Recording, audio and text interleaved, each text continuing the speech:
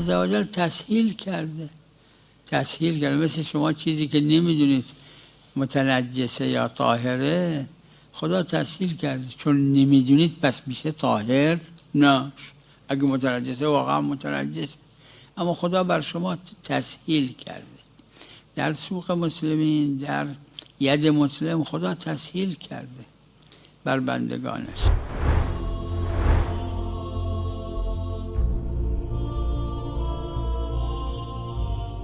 اطمینان لازم نه حاصل بشه. اگه اطمینان به خلاف بود بله، نه نمیشه.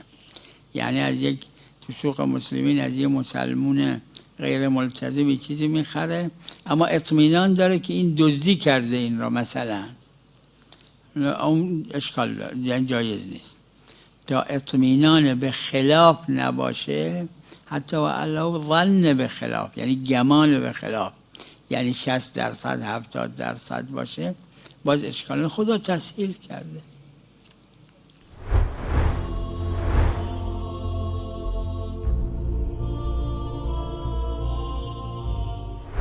روی عصبانیت و اینا میگن، چون تا محرز نشه، مسلم نشه که این مرتد شده، از اسلام واقعا مرتد شده، استصحاب اسلام هست، احکام اسلام هست برش.